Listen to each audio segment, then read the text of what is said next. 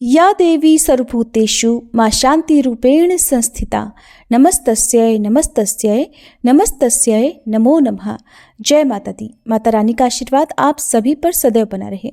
आज नवरात्रि का छठा दिन है और आज श्री दुर्गा सप्तशती का अध्याय 11 पढ़ा अथवा सुना जाता है। तो आज के इस वीडियो में आप सभी सुनेंगे श्री दुर्गा सप्तशती का अध्याय 11, जिसमें देवताओं द्वारा देवी की स्तुति तथा देवी द्वारा देवताओं को वरदान देने का वर्णन है। आज का अध्याय शुरू करने से पहले हम सब मिलकर मां भुवनेश्वरी देवी का ध्यान करें। मैं भुवनेश्वरी देवी का ध्यान करती हूँ। उनके श्री अंगों की आभा प्रभात काल के सूर्य के समान है और मस्तक पर चंद्रमा का मुकुट है। वे उभरे हुए स्तनों और 3 नेत्रों से युक्त हैं। उनके मुख पर मुस्कान की छटा छाई रहती है और हाथों में वरद, अंकुश, पाश और अभय मुद्रा शोभा पाते हैं। मार्कंडेय ऋषि कहते हैं, देवी के द्वारा वहां महादैत्यपति शुंभ के मारे जाने पर इंद्र आदि देवता अग्नि को आगे करके उन कात्यायनी देवी की स्तुति करने लगे। उस समय अभीष्ट की प्राप्ति होने से उनके मुख कमल दमक उठे थे और उनके प्रकाश से दिशाएं भी जगमगा उठी थीं।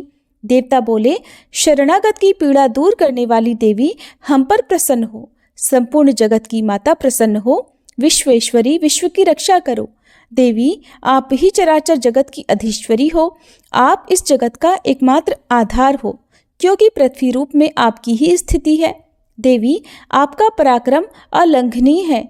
आप ही जल रूप में स्थित होकर संपूर्ण जगत को तृप्त करती हो। आप अनंत बल संपन्न वैष्णवी शक्ति हो। इस विश्व की कारणभूता परामाया हो। देवी, आपने इस समस्त जगत को मोहित कर रखा है।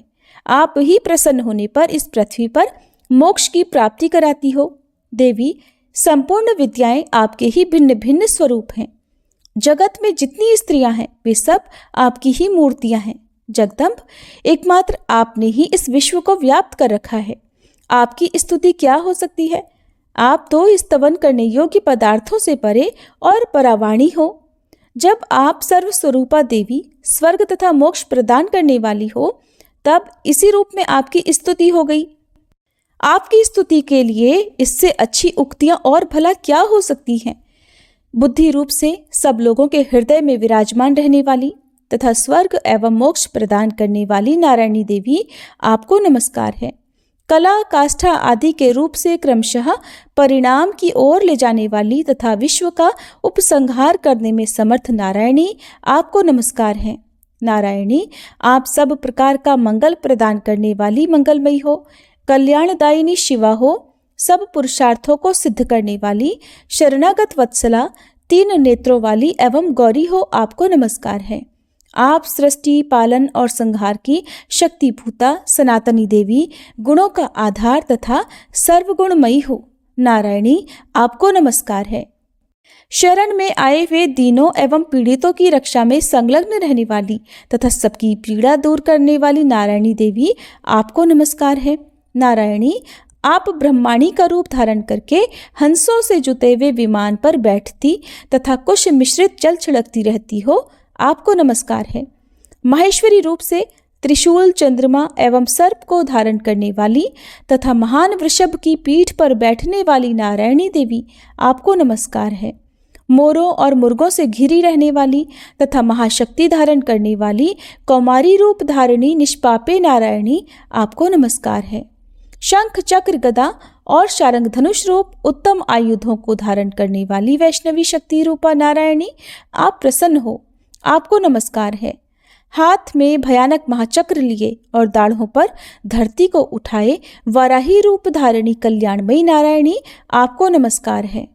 भयंकर नृसिंह रूप से दैत्यों के वध के लिए उद्योग करने वाली तथा त्रिभुवन की रक्षा में संलग्न रहने वाली नारायणी, आपको नमस्कार है। मस्तक पर किरीट और हाथ में महावज्र धारण करने वाली, सहस्त्र नेत्रों के कारण उद्दीप्त दिखाई देने वाली और वृत्तासुर के प्राणों का अपहरण करने वाली इंद्र शक्ति रूपा नारायणी देवी, आपको नमस्कार है।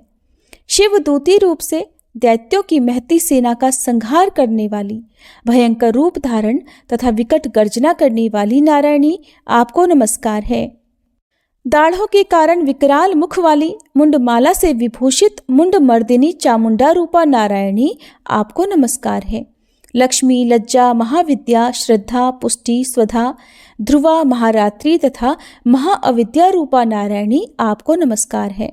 मेधा, सरस्वती, श्रेष्ठा, ऐश्वर्य रूपा बाभ्रवी अर्थात भूरे रंग की अथवा पार्वती, तामसी, नियता तथा ईशा रूपिणी नारायणी आपको नमस्कार है। सर्व स्वरूपा, सर्वेश्वरी तथा सब प्रकार की शक्तियों से संपन्न दिव्य रूपा दुर्गे देवी, सब भयों से हमारी रक्षा करो, आपको नमस्कार है। हे कात्यायनी, यह 3 लोचनों से विभूषित आपका सौम्य मुख सब प्रकार के भयों से हमारी रक्षा करे, आपको नमस्कार है। भद्रकाली, ज्वालाओं के कारण विकराल प्रतीत होने वाला, अत्यंत भयंकर और समस्त असुरों का संहार करने वाला आपका त्रिशूल हमें भयों से बचाए, आपको नमस्कार है। देवी, जो अपनी ध्वनि से संपूर्ण जगत को व्याप्त करके दैत्यों के तेज नष्ट किए देता है, वह आपका घंटा हम लोगों की पापों से उसी प्रकार रक्षा करे जैसे माता अपने पुत्रों की बुरे कर्मों से रक्षा करती है। चंडिके, आपके हाथों में सुशोभित खड्ग जो असुरों के रक्त और चर्बी से चर्चित है, हमारा मंगल करे, हम आपको नमस्कार करते हैं। देवी, आप प्रसन्न होने पर सब रोगों को नष्ट कर देती हो और कुपित होने पर मनोवांछित सब कामनाओं का नाश कर देती हो। जो लोग आपकी शरण में जा चुके हैं उन पर विपत्ति तो आती ही नहीं, आपकी शरण में गए हुए मनुष्य दूसरों को शरण देने वाले हो जाते हैं। देवी अंबिके, आपने अपने स्वरूप को अनेक भागों में विभक्त करके नाना प्रकार के रूपों से जो इस समय इन धर्मद्रोही महादैत्यों का संहार किया है, वह सब दूसरी कौन कर सकती थी। विद्याओं में, ज्ञान को प्रकाशित करने वाले शास्त्रों में तथा आदि वाक्यों में आपके सिवा और किसका वर्णन है, तथा आपको छोड़कर दूसरी कौन सी ऐसी शक्ति है जो इस विश्व को अज्ञान में घोर अंधकार से परिपूर्ण ममता रूपी गड्ढे में निरंतर भटका रही हो। जहाँ राक्षस, जहाँ भयंकर विष वाले सर्प, जहाँ शत्रु, जहाँ लुटेरों की सेना और जहाँ दावानल हो, वहाँ तथा समुद्र के बीच में भी साथ रहकर आप विश्व की रक्षा करती हो। विश्वेश्वरी, आप विश्व का पालन करती हो, विश्व रूपा हो, इसलिए संपूर्ण विश्व को धारण करती हो। आप भगवान विश्वनाथ की भी वंदनीय हो। जो लोग भक्तिपूर्वक आपके सामने मस्तक झुकाते हैं, वे संपूर्ण विश्व को आश्रय देने वाले होते हैं। देवी, प्रसन्न हो, जैसे इस समय असुरों का वध करके आपने शीघ्र ही हमारी रक्षा की है, उसी प्रकार सदा हमें शत्रुओं के भय से बचाओ। संपूर्ण जगत का पाप नष्ट कर दो और उत्पात एवं पापों के फलस्वरूप प्राप्त होने वाले महामारी आदि बड़े बड़े उपद्रवों को भी शीघ्र दूर करो। विश्व की पीड़ा हरने वाली देवी, हम आपके चरणों में पड़े हुए हैं, हम पर प्रसन्न हो। त्रिलोक निवासिनियों की पूजनीय परमेश्वरी, सब लोगों को वरदान दो। तब देवी बोली, देवताओं, मैं वर देने को तैयार हूँ, तुम्हारे मन में जिसकी इच्छा हो वह वर मांग लो, संसार के लिए उस उपकारक वर को मैं अवश्य दूंगी। तब देवता बोले, सर्वेश्वरी, आप इसी प्रकार तीनों लोकों की समस्त बाधाओं को शांत करो और हमारे शत्रुओं का नाश करती रहो। देवी बोली, देवताओं, वैवस्वत मनवंतर के 28वें युग में शुंभ और निशुंभ नामक 2 अन्य महादैत्य उत्पन्न होंगे। तब मैं नंदगोप के घर में उनकी पत्नी यशोदा के गर्भ से अवतीर्ण हो विंध्याचल में जाकर रहूंगी और उक्त दोनों असुरों का नाश करूंगी। फिर अत्यंत भयंकर रूप से पृथ्वी पर अवतार ले मैं विप्रचिति नाम वाले दानवों का वध करूंगी। उन भयंकर महादैत्यों को भक्षण करते समय मेरे दांत अनार के फूल की तरह लाल हो जाएंगे। तब स्वर्ग में देवता और मर्त्यलोक में मनुष्य सदा मेरी स्तुति करते हुए मुझे रक्तदंतिका कहेंगे। फिर जब पृथ्वी पर 100 वर्षों के लिए वर्षा रुक जाएगी और पानी का अभाव हो जाएगा, उस समय मुनियों के स्तवन करने पर मैं पृथ्वी पर अयोनिजा रूप में प्रकट होंगी और 100 नेत्रों से मुनियों को देखूंगी। अतः मनुष्य शताक्षी इस नाम से मेरा कीर्तन करेंगे। देवताओं, उस समय मैं अपने शरीर से उत्पन्न हुए शाकों द्वारा समस्त संसार का भरण पोषण करूंगी।